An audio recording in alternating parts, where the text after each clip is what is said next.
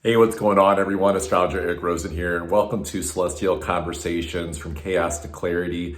This is my new Wednesday segment that I'm doing where I'm going to briefly cover the astrology that's coming up for the next week. So, I know people like to start their work week mentality on Sundays and Mondays, but I'm doing these on Wednesdays. And so, I'm sure there's plenty of channelers, astrologers out there that are maybe given weeklies or you digest how to start the week. You can look at this as your hump day and how to get through the rest of it when you're in the middle of it. Traditionally we tend to be in the middle of the chaos during the proverbial work week, but I'm also calling this Celestial Conversations from Chaos to Clarity because obviously it's astrology, but also because we are moving through some fast times, some chaotic times, but also where it doesn't have to be, where we can actually find peace and harmony through this. And at the minimum, be in the eye of the storm and at times really surrender and spiritually connect to rising even above it and seeing an even bigger perspective, but not even so much from the world standpoint, because I think we can get really lost in that. That's too complex, especially for this new moon that we're going to be talking about in Aquarius and the other astrology that's coming, but also just because it's really the frame of your consciousness of how you view things and what you're doing in your personal life to really, get out of the fear, get out of the chaos, the disharmony, the too muchness that tries to get bred through the world or has been, but it's also dying off too, this is where we're leaving behind an old reality more and more every day. This is a very fast, accelerated, electric new moon, and with Uranus going direct in Taurus that we're going to be talking about here today. So, let's talk about it. But first, I do want to say, if you want to just start with some basics, you want to learn more about what's just even your birth chart, your natal chart. Maybe some people are kind of new or they studied it a little bit and you're just wanting to know even more just that baseline of you, of what makes you you, that part, that piece that never changes. What's that gift that you are as a human being to this collective, which is a big trait of Aquarius, your role in humanity. You can click on that link down below to get that $33 ebook where I teach you how to pull up your chart, look at your placements, what they mean from my perspective. And of course, as always, if you want to get an astrology reading, you want to go deep, not only into, we can look at your natal chart, but also how specifically, very personally, is this current astrology affecting you on all levels. It's real-time guidance, it's real life stuff. Like, you need help with career, you need help with health, family, relationships, just your identity, your purpose, destiny, all these different things. You can click on the link down below as well. So let's talk about this. How do we rise above the chaos for a new moon in Aquarius? You can't do it. It's Aquarius. It's too uncertain and too chaotic. No, but in all seriousness, there's always a way through the chaos. And so this is a new moon that is happening in Aquarius on Wednesday morning, the 29th. And so new moons always at a minimum have a 28-day cycle, but really this new moon is even bigger than that. This is a new moon that we're having now, a Pluto established in Aquarius, which is a radical evolution in human consciousnness and getting down to the deeper truth of human origins. Where are we going as a race? What's the future look like? What's going on with all this Aquarius tech stuff of AI and things of that nature? And of course, Mercury did just join here too. So we're going to be looking at this not just, from a more understanding of the sun, which is always the vitality of the direction moving forward, the life-giving energy of where we're going. Mercury there too. It's like that mental analytical understanding. So it's, it's the understanding that we're looking at it on different levels. And so this is a new moon that really speaks to how do we evolve above this chaos. I think number one, I mentioned service, right? This is about keeping things simple. This is a new moon that is making aspects to Jupiter that on February 4th is going to go direct in Gemini. So you have a planet in Jupiter that's been these past 4 months teaching us a lot about our behavioral changes, better beliefs and perspectives that we can have, ones that we need to drop to just have a better outlook. It can be a more optimistic look at the facts and circumstances of our life.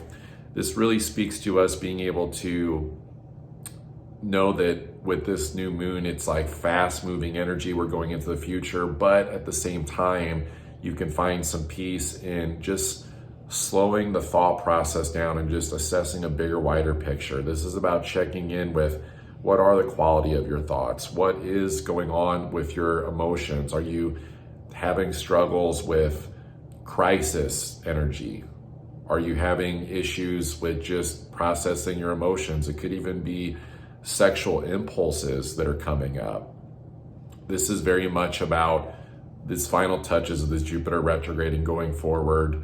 How do we accept that those things come up and then alchemize them? So it's like the practical step that I can give you like with this is it is the process of alchemy, this very ancient understanding that basically you surrender and accept what is going on within you. Now, I'm not saying that if you're in an abusive, toxic situation where your livelihood is being threatened, that you're having issues with people, that you stay in those situations, because this is also a new moon that very much speaks to getting out of codependency of relying on others and things outside of yourself, but also not becoming the hermit that's just like fuck everybody and screw everybody. It is more about how do you connect to this simple energy within yourself to just sense and feel into what is going on with yourself. And so when you do that, and it's not wearing like the ego mask, it's not running around trying to do all these things and getting swept up in the chaos and the energy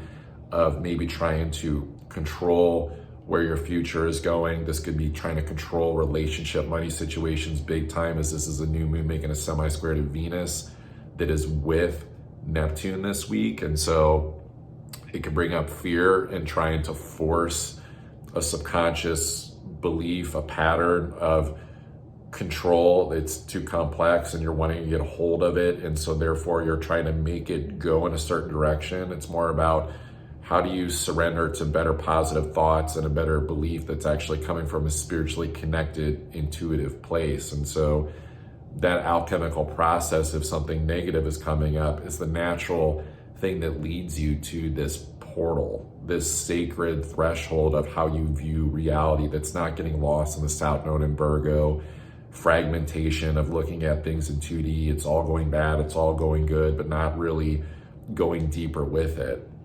It's not about trying to understand and piece it all together in the mind of like, where's it going?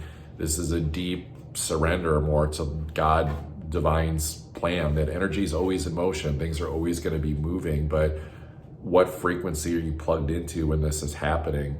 The bonus too of doing this is that as you alchemize, as if you take this invitation, this mission impossible thing, right? You let go of the control, you alchemize, you face what's coming up for you, you get your insight, and also have, a little bit of emotional courage to cut things that need to be cut and make shifts and changes from this Mars retrograde in Cancer.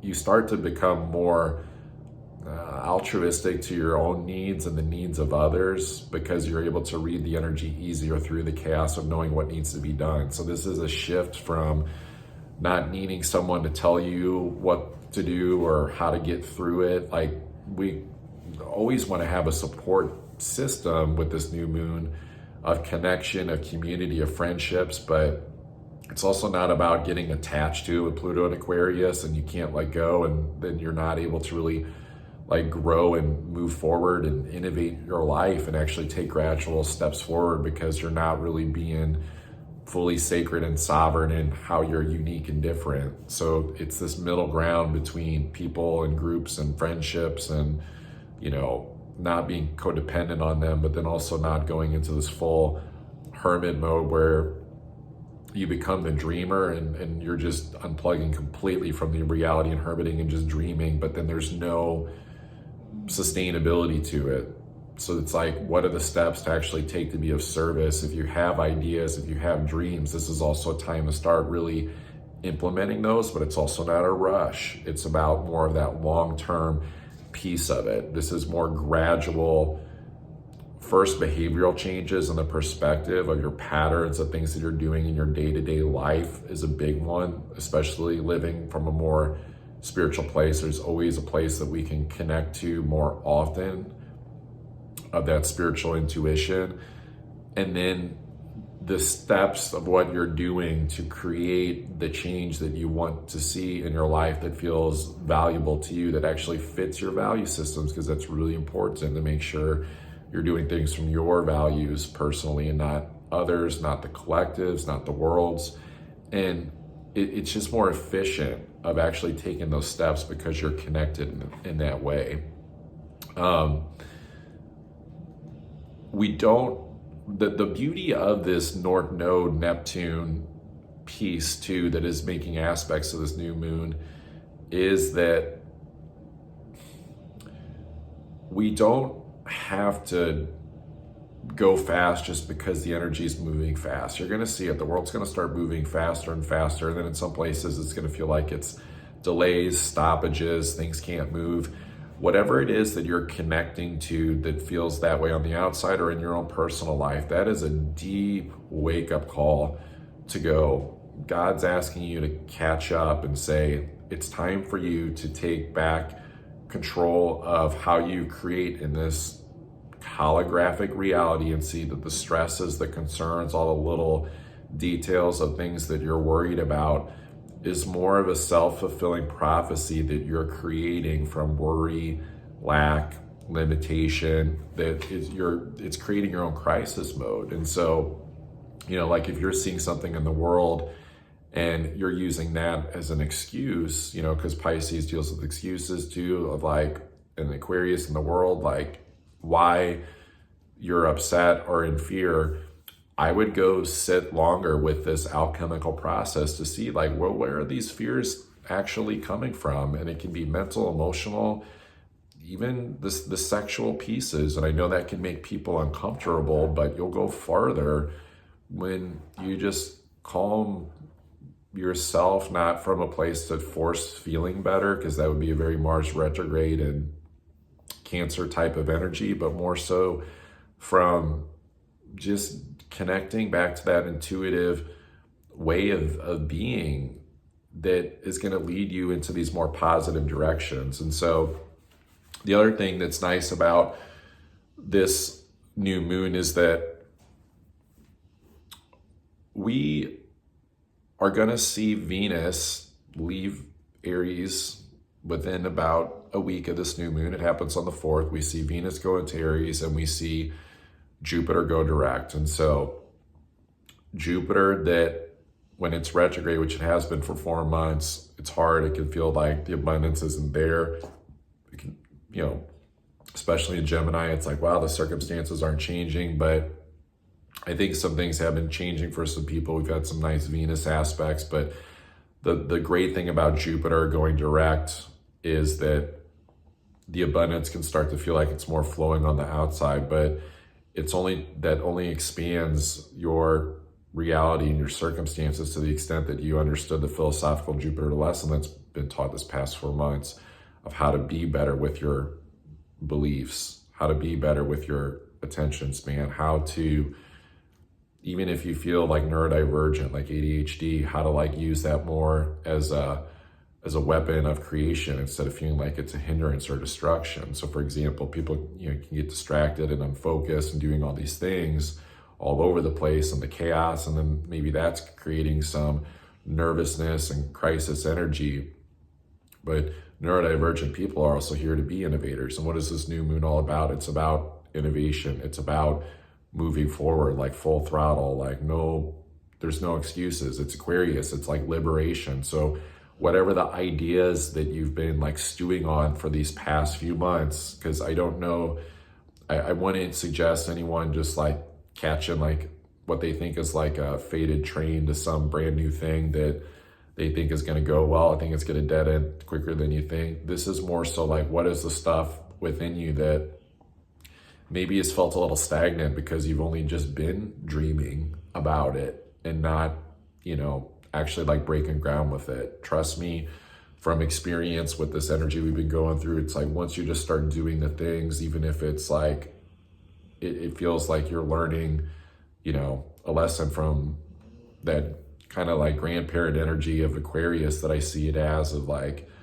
exciting and eccentric, and there's still going to be issues and challenges with people, and things are going to come up, but you'll learn a lot more from it just by putting yourself out there and connecting in whatever way feels serviceable. That, this is about, like, we've had enough of this, I think, Mars retrograde to take care of ourselves, even though it's not going to end till towards the end of February 23rd. We've been taking care of ourselves enough that the glow up can also be like where you actually start to put this more electric positive energy out there. That Uranus that is going direct right after this new moon, that literally the day after, on Thursday the 30th, that's like that electricity flipping on too, with like your projects, your quality relationship situations. Now, because this new moon is also dealing with Venus, it's dealing with Uranus in Taurus, and Neptune on that Venus too, that North Node. This definitely brings up, yes, relationships, but it is also money, currency, prosperity. The main thing that I would say for people, because it's going to be all over the board, it's like a wild, wild west, I think, with people's value systems of where they're at financially. Like there's so many different investments. It's like, people are excited about cryptocurrency. Maybe some people did really well with NVIDIA, the AI chip company, but then this Chinese one came out, and then it was like almost $600 million or something that I saw yesterday that NVIDIA lost on their stock. So when you look at all this is about, I would say that it's like, let lightning strike for when you feel inspired to make some type of effort, investment in a money situation, a relationship, a project situation. Now, in some ways, it's about the traditions of just keep plotting and going with that Taurus energy of, you do what you are doing to keep raising a higher consistent standard of like who you're connecting with, how you make your money, what you're building in your projects, so that it feels like a better, more fulfilling lifestyle. But when it comes to like the lucrative like leaps and stuff like that, that lightning striking of like the sudden epiphany, like, oh, need to go connect with this project or this person that's not been on the radar, or an investment situation like a crypto thing or whatever it is. You want that more so to come from,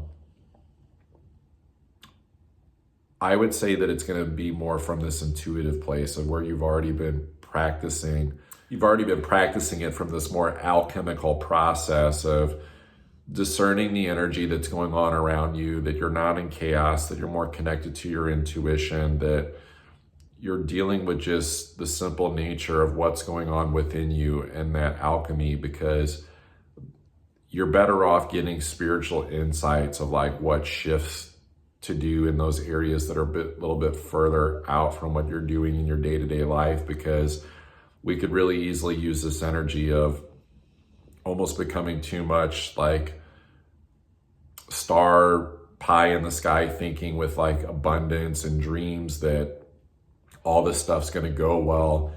But the way that we're like creating more of that belief and confusing the circumstances of the reality of what the real picture is would probably be to be thinking about it too much to where you're convincing yourself of that narrative, or to be researching it a bunch. So that would be like, going out and doing all this crazy logical research of like trends and stuff like that, of what's like going on, especially like financially, or how you predict the behavior of a group of people is going to go, how a person's going to go.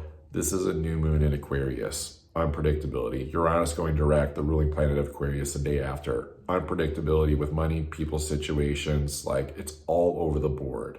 Like, so the nice thing is, the true rising above the chaos, like getting the bigger picture, is when you don't feel affected by it, everything going on, that you didn't logically push yourself into an area that didn't work out with those situations, that you're connected to the divine and to your intuition, and that you're being guided by that light of your own consciousness of what you're creating and what you're connecting to, because you're really honoring that spiritual truth. And then you, for the most part, won't be affected by it. And then even if you are, and you trusted that your intuition, the alchemy took you into that space, then that was a lesson with Saturn and Pisces that you were just meant to get. And that's not a bad thing. It's going to help you shed the past, because this is big about really, really letting go of the past and the patterns, like more than ever. This is one of the biggest pieces of this new moon this week, is about letting go of the past, the patterns, the phobias, the irrational fears,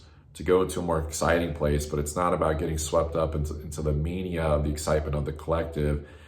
It's your own just like subtle, beautiful excitement within yourself of you just gradually can feel and see your life getting better from the basics of your spiritual needs being met, of money, finances, connection, feeling purpose, feeling service. Like you're guided by those things. And so if you're struggling with those things in any area, I would take heed, I would take caution from this video.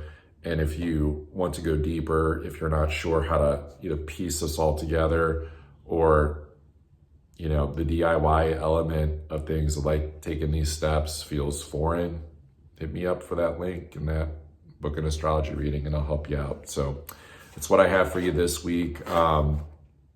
It's going to be okay. Some people are really going to think that it's not. And that's the weird thing too, is like, we're all a collective. People can think that we're going to, the more people that believe in it going bad, that we can pick up on those fears too. So, rooting into a belief that actually comes from the divine is going to be really important during this time.